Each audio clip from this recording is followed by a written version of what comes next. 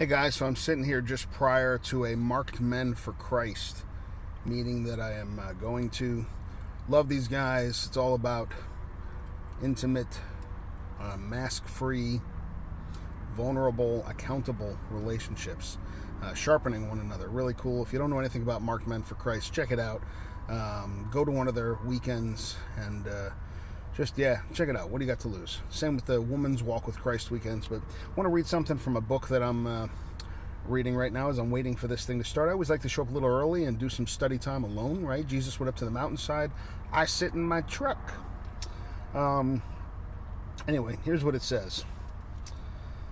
And he's quoting, this guy, the author's quoting a student of his from, I think, like 8 years earlier, who wrote him a letter. And she said, "How easy is it to give yourself out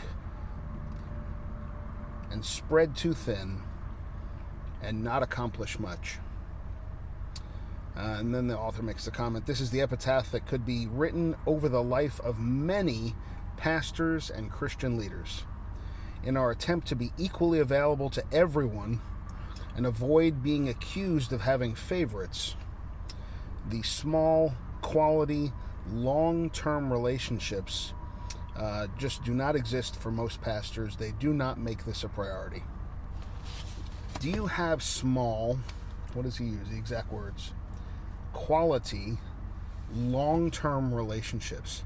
Are you a leader? Are you spreading yourself too thin? Are you a pastor of a church with dozens or hundreds or thousands of people, and you're trying to do too much? Or are you pouring yourself into those that God has put closest to you to reproduce the discipleship process? Just want to encourage you, dig deep, follow the model of Jesus and Paul. They didn't have massive crowds following them.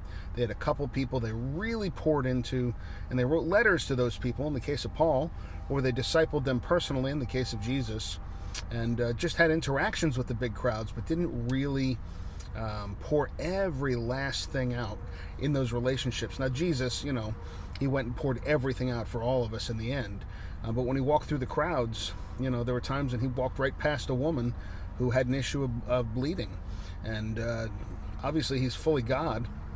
Could have turned on his awareness and known she was there, but he had that off, and she touched him, and he's like, what was that? Right? So we know that he bypassed people from time to time, and we know that his teaching, even the parables, were explained to the disciples and not the masses. I want to encourage you, find a small group, get deeply involved. I would suggest that the most 4 people. Could do it with a couple more, but that's what I would suggest. Great material out there called Discipleship Essentials by Greg Ogden. It's a workbook. Everybody needs their own hard copy of that workbook in order to go through the process. It's the best thing I found in 3+ decades of doing this stuff. Just want to encourage you guys. God bless. Be strong. Get close.